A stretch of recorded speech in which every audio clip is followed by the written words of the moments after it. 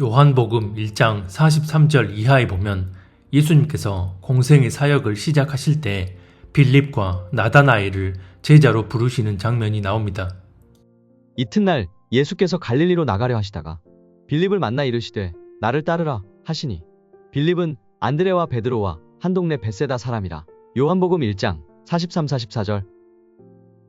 43절에 보면 예수님께서 먼저 빌립을 제자로 부르시고 그 부르심에 응답한 빌립은 곧장 나다나엘을 찾아가 우리가 그토록 기다리던 메시아를 만났는데 그 사람은 바로 나사렛 예수라고 말합니다. 빌립이 나다나엘을 찾아 이르되 모세가 율법에 기록하였고 여러 선지자가 기록한 그 일을 우리가 만났으니 요셉의 아들 나사렛 예수니라. 요한복음 1장 45절. 그러자 나다나엘은 나사렛 같은 동네에서 어떻게 메시아가 날 수 있느냐 반문하며 빌립의 말에 부정적인 반응을 보입니다. 나다나엘이 이르되 나사렛에서 무슨 선한 것이 날 수 있느냐. 빌립이 이르되 와서 보라 하니라. 요한복음 1장 46절. 그런데 이런 나다나엘에 대해 예수님은 이렇게 말씀하십니다.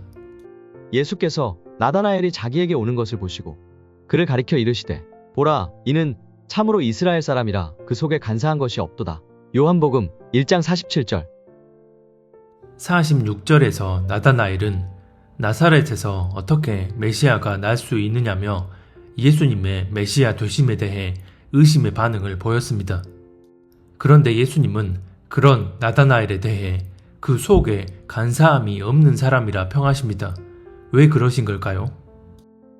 나다나엘은 자기 안에 내재된 율법 지식에 의해 나사렛에선 메시아가 날 수 없다는 생각을 가지고 있었습니다. 그런데 마태복음 2장에 보면 메시아가 나사렛 사람으로 불리어진다고 말씀합니다. 나사렛이란 동네에 가서 사니 이는 선지자로 하신 말씀에 나사렛 사람이라 칭하리라 하심을 이루려 함이로라. 마태복음 2장 23절. 여기서 보면 예수님께서 나사렛이란 동네에 가서 살게 되는데 이에 대해 선지서에 나사렛 사람이라 칭한다고 기록되어 있다는 것입니다. 그런데 구약 성경 그 어디를 봐도 메시아가 나사렛 사람이라 칭한다고 기록된 구절은 없습니다. 그러면 마태가 잘못 알고 있었거나 아니면 해당 구절이 잘못 번역된 걸까요? 그게 아니라 선지서에 기록된 해당 말씀은 보다 깊고 세밀한 의미로 기록되어 있기에 말씀을 단순 표면적으로만 보는 이들에겐 그 의미가 가려져 있는 것입니다. 여기서 얘기하는 해당 선지서 말씀은 바로 이사야서 11장 1절 말씀입니다. 이새의 줄기에서 한 싹이 나며 그 뿌리에서 한 가지가 나서 결실할 것이요. 이사야 11장 1절. 참고로 우리가 보는 신약은 헬라어로 기록된 성경이고 구약은 히브리어로 기록된 성경입니다. 그래서 마태복음 2장이 말하는 나사렛이라는 단어는 헬라어로 가지라는 뜻입니다. 그리고 이사야 11장 1절에서 가지라는 단어의 히브리 원어는 네체르입니다. 즉 구약의 네체르와 신약의 나사렛이 가지라는 동일한 뜻으로 사용된 것입니다. 그래서 이새의 줄기에서 한 싹이 나고 그 뿌리에서 가지가 나서 결실한다는 의미는 메시아가 이새의 아들인 다윗의 고향 베들레헴에서 나신 후 나사렛에서 자라게 된다는 의미인 것입니다. 다시 말해 메시아로 오신 예수님이 베들레헴에서 태어나셨고 그 이후 나사렛이란 동네에 가셔서 사심으로 선지서에 기록된 말씀을 정확히 성취하신 것이고 성경의 저자이신 성령님은 선지서에 기록된 이 구절의 본질적 의미를 마태를 통해 기록하도록 인도하신 것입니다. 하지만 나다나엘은 예수님께서 베들레헴의 허름한 마구간에서 태어나셨다는 그 사실은 알지 못한 채 단지 빌립을 통해 나사렛 사람 예수라는 얘기만 듣고서 자기 율법 지식에 기반한 잘못된 생각을 하고 있었습니다. 그래서 처음엔 예수님에 대한 의심의 마음을 품었지만 그 이후 나다나엘은 예수님께서 자신을 어디에 있을 때부터 보고 계셨는지 그분의 놀라우신 능력을 맛보고 난 후 메시아로 인정하고 그분을 따르게 됩니다. 이에 대해 48절 이하는 이렇게 말씀합니다. 나다나엘이 이르되 어떻게 나를 아시나이까? 예수께서 대답하여 이르시되 빌립이 너를 부르기 전에 내가 무화과나무 아래에 있을 때에 보았노라. 나다나엘이 대답하되 랍비요 당신은 하나님의 아들이시요 당신은 이스라엘의 임금이로소이다. 요한복음 1장 48-49절. 나다나엘이 처음엔 잠시 동안 지식적으로 잘못된 방향성을 고수하려 했었지만 그 중심이 온전했기에 잘못된 지식의 방향성을 바로잡고 예수님을 그리스도로 알아볼 수 있게 됩니다. 그래서 예수님은 잘못된 지식으로 자신을 알아보지 못했던 나다나엘에 대해 그 속에 간사한 것이 없는 사람이라 말씀하신 것입니다. 그런데 여기서 자세히 살펴보고 싶은 것은 예수님이 표현하신 간사하다는 말입니다. 간사하다는 말의 사전적 정의를 보면 자기 이익을 위해 나쁜 꾀를 부리는 등 마음이 바르지 않다, 원칙을 따르지 않고 자기 이익에 따라 변하는 성질이 있다 라고 정의되어 있고, 더 나아가 나쁜 꾀를 가지고 거짓으로 남의 비위를 맞추는 태도가 있다, 지나치게 부침성이 있고 아양을 떠는 면이 있다, 이렇게 정의합니다. 그러면 이 사전적 정의들을 모두 종합해 볼 때 간사한 사람이란 한마디로 자기 유익을 위해 겉과 속을 달리하며 거짓말로 남을 속이는 사람이라고 보면 됩니다. 그래서 1장 47절에서의 그 속에 간사한 것이 없다는 표현에 대해 표준 세번역과 킹제임스 흠정역에서는 그 속에 거짓이 없다로 표현되어 있습니다. 즉, 간사하다는 것은 겉과 속을 달리하여 속이는 행위로서 이것은 사탄의 속성과도 그대로 일치됩니다. 사탄은 그 존재적 속성 자체가 거짓의 압이 속이는 자이기 때문입니다. 그래서 이런 간사한 마음을 가지고 있다면 그 사람은 겉과 속을 달리하여 가증한 내면을 숨기고서 번지르르한 겉모습으로 남을 속이려 합니다. 나다나엘이 비록 잘못된 지식을 가지고 있었지만 그 안에는 간사한 마음이 없었기에 하나님의 은혜가 임하여 잘못된 지식을 바로잡고 온전한 방향으로 나아갈 수 있었습니다. 허나 그렇지 않으면 그 잘못된 지식의 방향성이 끝내 그 사람을 멸망으로 인도합니다. 표면적으로 보면 그 잘못된 지식이 그 사람을 멸망으로 인도하는 것처럼 보일 수 있지만 실상은 변질된 내면의 중심, 즉 중심의 간사함 때문인 것입니다. 시편 32편에 보면 이런 말씀이 나옵니다. 마음에 간사함이 없고 여호와께 정죄를 당하지 아니하는 자는 복이 있도다. 시편 32편 2절. 여기서 보면 여호와께 정죄를 당하지 않는 자는 복이 있다고 말씀하는데, 여호와께 정죄 당하지 않을 수 있는 이유는 바로 마음에 간사함이 없어서라는 것입니다. 하지만 마음에 간사함이 있으면 그 간사함 자체만으로도 그렇지만 이런 간사함이 어떤 식으로든 가증한 형태로 드러나기 때문에 하나님 앞에 정죄를 받을 수밖에 없습니다. 성경에서 이런 간사함을 보인 인물 한 사람을 꼽자면 바로 빌라도입니다. 빌라도는 대제사장들이 아주 불순한 의도로 아무 죄도 없는 예수님을 고발하여 자신 앞에 데려온 줄 다 알고 있었습니다. 빌라도가 대답하여 이르되 너희는 내가 유대인의 왕을 너희에게 놓아주길 원하느냐 하니, 이는 그가 대제사장들이 시기로 예수를 넘겨준 줄 알미러라. 마가복음 15장 9절로 10절. 하지만 빌라도는 이 사람들을 만족시키기 위해 죄 없는 예수님이 억울하게 끌려온 사실을 알고서도 십자가에 못 박아 죽이도록 명령합니다.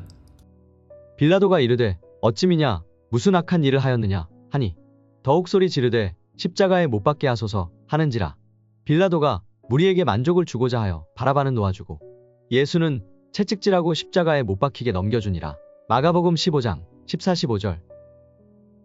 그리고선 군중 앞에 서서 물을 떠다 넣고 손을 씻으며 아주 뻔뻔하게 자신은 예수가 죽는 일에 대해 아무 죄도 없다고 말하며 자신의 행동을 정당화하고 책임을 회피하려 합니다. 이런다고 빌라도의 행동이 하나님 앞에 죄가 아닌 걸까요? 또 사복음서에 보면 간사함의 대명사라 할 수 있는 아주 대표적인 무리가 나오는데 바로 서기관, 바리새인, 대제사장들입니다. 이 사람들도 표면적으로 보면 나다나엘이 그랬던 것처럼 잘못된 율법 지식을 기준 삼고서 예수님의 메시아 되심을 부정하고 있었습니다. 이에 대해 요한복음 7장은 이렇게 말씀합니다. 그들이 대답하여 이르되 너도 갈릴리에서 왔느냐? 찾아보라. 갈릴리에선 선지자가 나지 못하느니라 하였더라. 요한복음 7장 52절. 표면적으로 보면 이들도 단지 잘못된 지식에 의해 예수님을 메시아로 알아보지 못한 것처럼 보이지만 실상은 그 내면의 간사한 마음에 의해서였습니다. 이들의 이런 간사함을 그대로 드러내고 있는 구절이 마태복음 6장과 23장에 보면 나옵니다. 먼저 마태복음 6장은 이렇게 말씀합니다. 너희는 기도할 때 외식하는 자와 같이 하지 말라. 그들은 사람에게 보이려고 회당과 큰 거리 어귀에 서서 기도하기를 좋아하느니라. 마태복음 6장 5절. 금식할 때에 너희는 외식하는 자들과 같이 슬픈 기색을 보이지 말라. 그들은 금식하는 것을 사람에게 보이려고 얼굴을 흉하게 하느니라. 마태복음 6장 16절. 여기서 보면 이들이 시커먼 속마음은 철저히 감춘 채 아주 경건한 모양을 하고서 사람들 앞에 종교적 열심을 드러낸다고 말씀합니다. 이들이 이렇게 하는 이유는 다른 게 아닙니다. 자신들의 그런 행위를 보고 사람들이 자신을 우러러보고 높여주며 대접해 주기를 바래서입니다. 이에 대해 마태복음 23장은 이렇게 말씀합니다. 그들의 모든 행위를 사람에게 보이고자 하나니 곧 그 경문띠를 넓게 하며 옷수를 길게 하고 잔치의 윗자리와 회당의 높은 자리와 시장에서 문안 받는 것과 사람에게 랍비라 칭함을 받는 것을 좋아하느니라. 마태복음 23장 5절로 7절. 즉, 이 유대 종교인들은 철저히 자기 유익을 위해 경건한 사람인 척 위장해서 사람들을 속이는 것입니다. 그럼으로써 자신들이 백성들에게 존경받고 그들 위에 군림하며 기득권을 유지해 나갈 수 있기 때문입니다. 그런데 어느 날 갑자기 나사렛이라는 시골 마을 출신의 예수라는 사람이 나타나서 자신들의 기득권을 위협하고 있으니 곱게 보일 수가 있었을까요?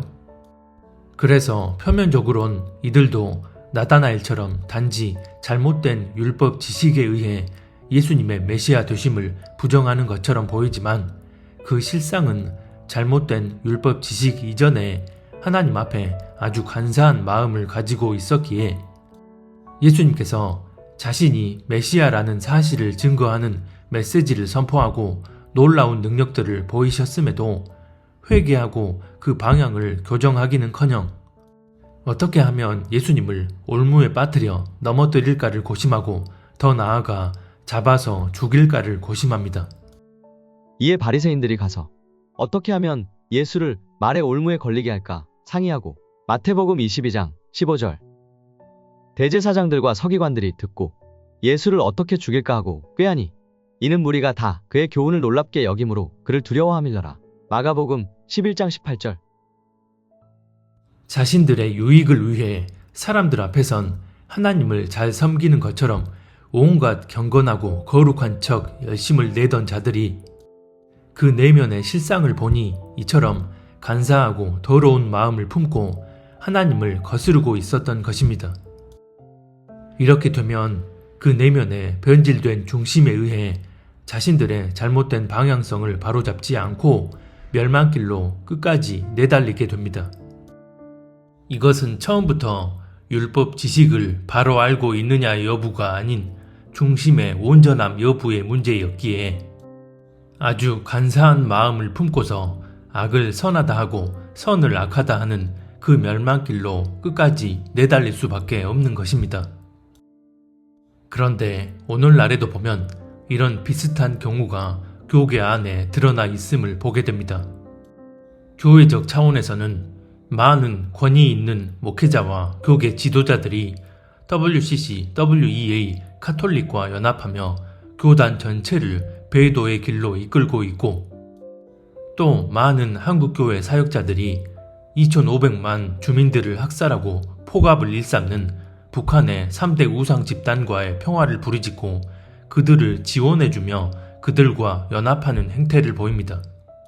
이런 일들이 왜 하나님 앞에 국가적인 심판을 불러오는 엄중한 영적 문제인지에 대해 이미 여러 영상들을 통해 자세히 나눈 바 있는데, 대표적으로 이 두 가지를 모두 다룬 영상 하나를 링크에 올릴 테니 영상 마지막에 나오는 링크 화면을 클릭하셔서 꼭 보시기 바랍니다.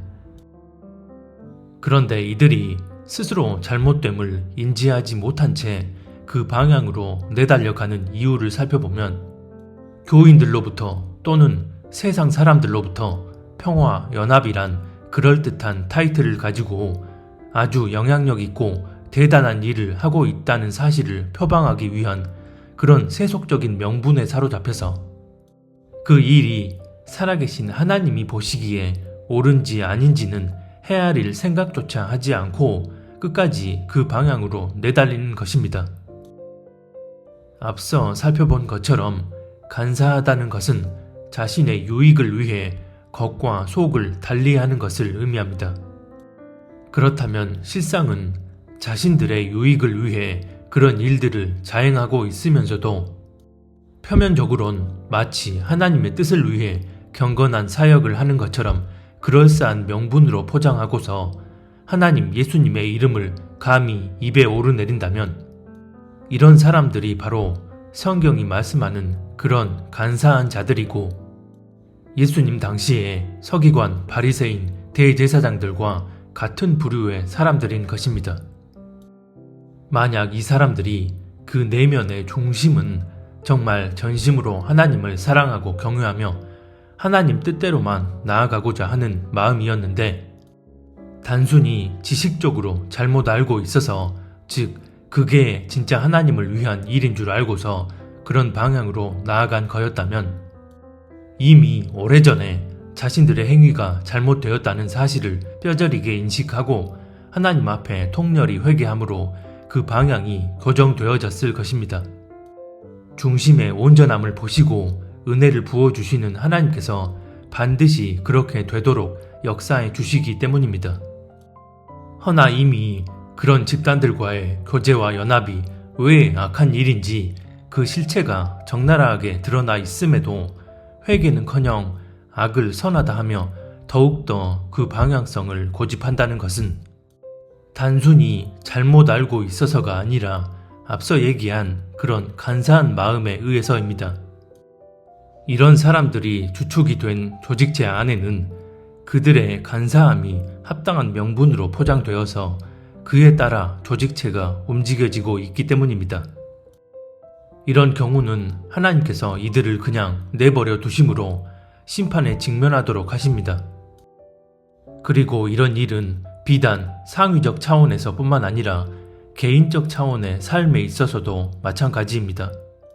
지식적으로 잘못 알고 있어서 선을 악하다 하거나 악을 선하다 하는 일이 한시적으로는 누구나 있을 수 있습니다. 하지만 하나님을 사랑하고 경외하며 하나님 뜻대로 살고자 하는 중심이 분명하다면 하나님은 결코 그런 사람이 악을 선하다, 선을 악하다 하는 방향으로 끝까지 나아가도록 그냥 내버려 두지 않으십니다. 그런데 그런 방향으로 끝까지 내달린다면 그것은 하나님이 보시는 중심이 뒤틀려 있기 때문이고, 그런 사람에겐 결코 하나님의 은혜가 임할 수 없게 됩니다. 이것은 철저히 그 중심의 온전함 여부에 의해 결정되어집니다. 그래서 로마서 1장 29절에 보면 마음에 하나님 두기를 싫어하는 사람에겐 하나님이 그 마음을 그냥 내버려 두사 합당하지 못한 일을 하게 하신다고 말씀합니다. 이 말씀은 비단 불신자에게만 적용되는 말씀이 아니라 믿는다 하나 실상은 하나님 앞에 합당치 못한 이들에게도 그대로 적용되는 말씀인 것입니다. 마음에 간사함이 없다는 것은 곧 성령 안에서 자기 자신을 바르게 인식함으로 그분의 은혜 안에 거하고 있다는 것을 의미합니다. 여기서 또 분명히 알아야 할 것은 자기 자신을 그냥 인식하는 것과 성령 안에서 인식하는 것은 전혀 다르다는 것입니다. 예를 들어 자신의 외적인 행동이나 내면의 잘못된 마음을 그냥 인식하고 있는 사람이라면 내가 자꾸만 이런 행동을 하네? 또는 내 안에 이런 마음이 있네? 라는 인식을 스스로 할 수 있습니다. 하지만 이런 인식을 하고서 뭐 어때? 이 세상에서 잘 살려면 그건 어쩔 수 없는 거지 라는 식으로 정당화를 해버리고서 거리낌 없이 그런 마음에 기반한 행동을 일삼으며 살아간다면 스스로의 상태에 대해 본인이 그렇게 인식을 했다는 사실 자체는 아무런 의미가 없습니다. 이것은 본인 스스로를 인식하지 못하고서 행동하는 것과 다를 바가 전혀 없습니다.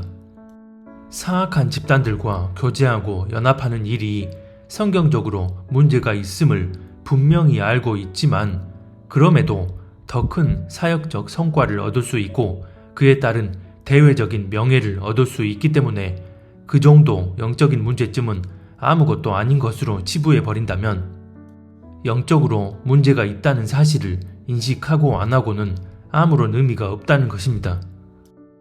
하지만 반대로 스스로 잘못된 행동을 했고 자기 안에 불순한 마음의 동기가 자리하고 있었다는 사실을 뼈저리게 인식하고서 그런 것들을 교정하기 위해 주님 앞에 나아가 회개하고 자복하며 그분의 도우심과 인도함을 구하며 나아간다면 이런 사람 안에는 결코 간사함이란 있을 수가 없습니다. 성령 안에서 자기 자신을 바르게 인식하고 있기 때문입니다. 성경을 통해 간단히 예를 한번 들어보겠습니다. 마태복음 5장 41절 이하에 보면 이런 말씀이 나옵니다. 누가 너더러 억지로 올리를 가자고 하거든 심리를 같이 가주어라. 내게 달라는 사람에게는 주고 내게 꾸려고 하는 사람을 물리치지 말아라. 마태복음 5장 41, 42절. 이 구절들은 마음에 간사함이 있는 사람에겐 절대 적용될 수가 없습니다. 왜일까요? 그 전에 먼저 이 구절을 삶에 적용할 때에는 이 구절이 의미하는 바가 무엇인지를 명확하게 이해하고 적용시켜야 합니다. 잘못된 일이 자명한데도 누군가가 그 일을 행하기 위해 억지로 함께 가자고 했을 때 이런 경우는 이 말씀에 해당될 수가 없기 때문입니다. 그래서 이 말씀에 해당되는 경우라면 그 일이 반드시 성경적인 죄의 기준을 벗어나지 않아야 하고 더 나아가 그 일을 하는 것이 오히려 하나님의 뜻에 합당한 경우임에도 감정적으로나 또는 상황적으로 즉 인간적으로 그 일을 별로 하고 싶지 않을 때 그럼에도 하나님의 뜻대로 행해야 한다는 것입니다. 허나 간사한 마음을 가진 사람들은 결코 이 말씀을 삶에 적용시킬 수가 없습니다. 예를 들어 어느 날 부랴부랴 길을 걷고 있는데 어떤 할머니가 길을 잃어버렸다며 길 좀 안내해달라 간절히 부탁을 한다거나 아니면 진짜 어려운 처지에 놓여 있는 지인이 간절한 도움을 부탁합니다. 그런데 나는 개인적으로 그 일을 안 하고 싶어서 실제로는 전혀 그렇지 않은데 내가 지금 이러이러하니까 도와줄 수 없다는 거짓말을 합니다. 물론 그 일을 피하고 싶은 마음에 순간 거짓말을 했다 하더라도 마음에 간사함이 없는 사람이라면 이내 자신이 왜 그렇게 했을까를 자책하고 주님 앞에 나아가 진심으로 용서를 구하며 다시는 그런 행동이 반복되지 않도록 합니다. 그래서 시편 32편 2절은 마음에 간사함이 없는 사람이 여호와께 정죄를 당하지 않는다고 말씀하는 것입니다. 허나 마음에 간사함이 있는 사람은 감정적으로나 상황적으로 그 일을 하고 싶지 않은 내 뜻에 의해 아무렇지 않게 거짓말을 하고선 자신의 그런 행동에 대해 거리낌도 없고 그 이후에도 계속해서 그런 식으로 나아갑니다. 즉, 자기가 내키지 않는 일이면 어떤 거짓말을 해서라도 그 일을 회피하려 하고, 또 자기가 원하는 일이면 어떤 거짓으로 자신을 포장해서라도 그 일을 이루려고 합니다. 그러면서도 그런 자신의 마음이나 행동이 어느 정도 인식이 됐다 하더라도 세상에서 손해 안 보고 남들처럼 잘 살려면 이 정도는 당연하다 여기며 그렇게 살아갑니다. 실제 삶은 이처럼 하나님은 안중에도 없는 그런 삶을 살면서도 행위적으론 수요일엔 수요예배, 금요일엔 금요 철야예배, 일요일엔 주일예배 꼬박꼬박 드리고 교회 모임이 있으면 빠지지 않고 참석하는 등 종교적 열심이 누구보다 투철할 수도 있습니다. 이는 다시 말해 하나님을 믿는다는 그리스도인들에게도 이런 일들이 크든 작든 만연되어 있는 게 현실이라는 것입니다. 로마서 1장에 보면 경건하지 않은 것들과 불의한 일들이 무엇인지에 대해 쭉 나열해서 말씀하고 있는데, 그 가운데 29절에 보면 수군수군 하는 일에 대해 말씀합니다. 또한 그들이 마음에 하나님 두기를 싫어하매 하나님께서 그들을 그 상실한 마음대로 내버려 두사 합당하지 못한 일을 하게 하셨으니 곧 모든 불의, 추악, 탐욕, 악의가 가득한 자여, 시기, 살인, 분쟁, 사기, 악독이 가득한 자여, 수군수군하는 자여. 로마서 1장 28, 29절. 여기서 왜 마지막에 수군수군 하는 일이 다른 여타의 불법적인 일들과 함께 나열되어 있는지를 생각해 봐야 합니다. 수군수군 한다는 것은 335 모인 자리에서 그 자리에 없는 누군가에 대해, 아니면 함께 있지만 그 사람이 들을 수 없는 목소리로 안 좋은 말들을 서로 주고받는 것을 의미합니다. 이런 수군수군 거리는 행위는 간사함의 표본이라 할 수 있는 일입니다. 왜냐하면 누군가에 대해 수군수군 거린다는 것은 그 사람의 면전에선 대놓고 자기 마음에 있는 것들을 명확히 말할 수 없음을 의미합니다. 즉, 그 사람이 없거나 들리지 않는 곳에선 자기 마음에 있는 불평, 불만 또는 조롱 섞인 말들을 쏟아내다가 면전에선 전혀 다른 얼굴을 하고서 마음에도 없는 말을 쏟아내기 때문입니다. 이것은 왜 간사함이 사탄의 속성과 일치되는 그런 마음인지를 그대로 보여주는 부분입니다. 그래서 엄밀히 말해 교회 안에선 경건한 모습으로 하나님 사랑해요 찬양하고 축복하는 말들을 쏟아내다가 교회 밖을 나와선 누군가에 대해 하나님이 전혀 원치 않는 말들을 아무런 거리낌 없이 쏟아낸다면 사실 이것이 하나님 앞에 겉과 속이 다른 간사한 사람의 전형이라 할 수 있는 것입니다.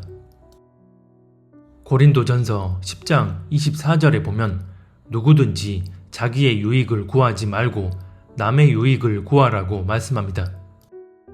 이것은 표면적인 의미 그대로 나 자신보다 다른 사람을 먼저 생각하라는 의미인데, 그 의미 안에서 더 깊게 들여다보면 나에게 유익이 되는 일이 자칫 남에게 해가 될 수 있다면 그 일은 결코 해선 안 된다는 것입니다.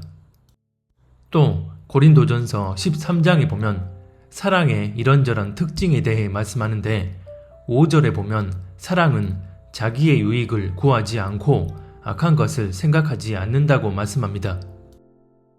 하지만 그리스도인이라 할지라도 아주 당연하게 다른 사람보다는 나의 유익을 먼저 생각합니다. 즉, 그 일을 하는 것이 다른 사람에게 해가 되는지는 생각하지 않고 나에게 유익이 되는지만 생각한다는 것입니다. 다른 사람에게 해가 될지는 생각하지 않고 나에게 유익이 될지만 생각한다면 이것이야말로 고린도전서 13장 5절 말씀과 정반대로 사랑이 없이 악한 것을 생각하는 것이 아닐까요? 그래서 우리 안에 진짜 하나님의 사랑이 자리하고 있다면 결코 간사한 마음을 품고 자기의 유익을 위해 거짓말을 일삼고 남을 속이는 일을 하지 않습니다. 입술로는 하나님을 사랑한다 고백하면서 실제 삶에선 하나님을 기만하는 일을 하지 않는다는 것입니다. 하지만 마음에 간사함이 있는 사람은 다른 사람에겐 해가 될지라도 자기의 유익만을 위해 겉과 속을 달리하고 거짓말을 하며 남을 속이면서도 스스로에 대해 인식하지 못합니다. 설령 그런 자기 자신에 대해 어느 정도 인식이 됐다 할지라도 자기 원하는 바를 위해 자신의 그런 잘못된 마음과 행동을 쉽게 정당화시켜버립니다.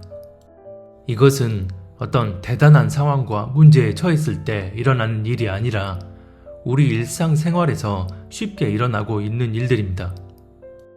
그래서 우리는 주님 안에서 끊임없이 우리 자신을 겸비하게 돌아보면서 우리의 잘못된 것들과 나약한 것들을 주님 앞에 내어놓고 그분의 은혜와 도우심을 힘입어 그렇게 그분과 동행해 나갈 수 있어야 합니다. 고린도전서 15장 31절에 보면 사도 바울이 자신에 대해 나는 날마다 죽노라고 말합니다. 여기서 죽는다는 말은 사복음서에서 예수님이 말씀하신 자기 십자가를 지라는 말씀과 동일합니다. 그래서 사도 바울이 말한 날마다 자신이 죽는다는 것은 그렇게 우리 자신의 생각, 감정, 행동 등을 바르게 인식한 후 주님 앞에 내어놓고 그분의 은혜를 간구하며 그분과 함께 나아가는 것입니다. 그렇지 않으면 나의 유익만을 위해 자기 자신도 속이고 다른 사람도 속이고 심지어는 하나님도 속이려 하며 그런 간사한 마음으로 살아갈 수 있습니다. 나는 그런 간사한 사람이 아니야. 누구도 쉽게 이런 말을 입에 올리며 스스로에 대해 단정 지을 수 없습니다. 이스라엘의 초대 왕이었던 사울은 하나님께 친히 기름 부음을 받고 택함받은 왕이었습니다. 그리고 그가 기름 부음을 받았을 땐 스스로를 작게 여기며 하나님 앞에 겸비한 사람이었습니다. 하지만 시간이 지나면서 그는 하나님을 떠나버리고 맙니다. 여기서 하나님을 떠났다는 것은 솔로몬처럼 여호와를 버리고 다른 이방신을 따르는 그런 직접적인 배도 행위를 했다는 것이 아닙니다. 표면적으로는 다른 신을 섬기지 않았고 오히려 가장 좋은 제물들로 여호와 하나님을 섬기겠다는 종교적 열심을 드러내기도 했습니다. 하지만 본질적으로 그는 중심의 변질로 인하여 하나님을 떠나버린 상태였습니다. 시간이 지나면서 점차 그 중심이 변질되어 가다가 결국 하나님의 명령에 불순종함으로 그에 따른 책망을 받고서도 내가 비록 죄를 저질렀지만 백성들 앞에선 나를 높여서 여호와 하나님께 경배할 수 있는 왕의 직분을 누릴 수 있게 해달라 간청합니다. 하나님보다 사람을 더 의식하고 하나님보다 자기 자신을 높이면서도 겉으로는 하나님을 섬기는 경건의 모양을 가장하고서 사람 앞에 드러내려는 사울의 이런 모습은 간사한 마음을 가진 사람의 전형적인 행태입니다. 처음엔 겸비한 마음을 가지고서 하나님 앞에 이스라엘을 다스릴 초대 왕으로 기름 부음 받았던 사람이 어쩌다 이렇게 중심이 변질되어 버린 것입니다. 이것은 비단 구약에만 국한된 이야기가 아닙니다. 요한계시록 2장과 3장에 나오는 소아시아의 7교회에 대한 경우를 보더라도 분명하게 알 수 있습니다. 그래서 우리가 예수 그리스도의 십자가 보혈의 공로로 거듭난 그리스도인이 됐다면 그 이후에는 끊임없이 그분의 은혜 안에서 그분과 동행하며 나아가야 합니다. 허나 성령 안에서 자기 자신을 돌아보지 않고 그분과 동행하며 그 은혜 안에 거하지 못할 때 중심의 변질은 누구에게도 예외가 될 수 없음을 반드시 마음판에 새겨야 합니다. 이제부터 우리가 목도하고 체감하게 될 시대적 현실은 믿음이냐 아니면 현실이냐 둘 중 하나를 택해야 하는 그런 현실입니다. 지난 3년간의 전염병 시기를 통해 우리는 그런 상황을 아주 잠시나마 맛보았습니다. 허나 이제는 그보다 더한 일들, 즉 전쟁과 경제 붕괴 그리고 짐승마크 시스템이 본격 가동되어 트랜스 휴먼을 만들기 위한 강제 조입 정책까지 성경에 이미 예언되어 있는 일들이 우리 앞에 펼쳐지게 될 것인데, 그렇다면 이런 환란의 타임라인 가운데 겉과 속이 다르지 않고 거짓 없이 굴복하거나 타협하지 않는 믿음으로 정진해 나갈지, 아니면 현실의 상황 속에서 나의 유익을 위해 타협하고 합리화 정당화함으로써 믿음을 저버리는 길로 나아갈지, 그동안 우리가 하나님 앞에 어떤 중심을 가진 사람이었는지가 이제 확연히 드러나게 될 것입니다. 지금 성령 안에서 자기 자신을 돌아보며 주님과 온전히 동행하지 않는다면 환난 가운데 그 믿음을 몸소 증명해 보여야 하기 때문입니다.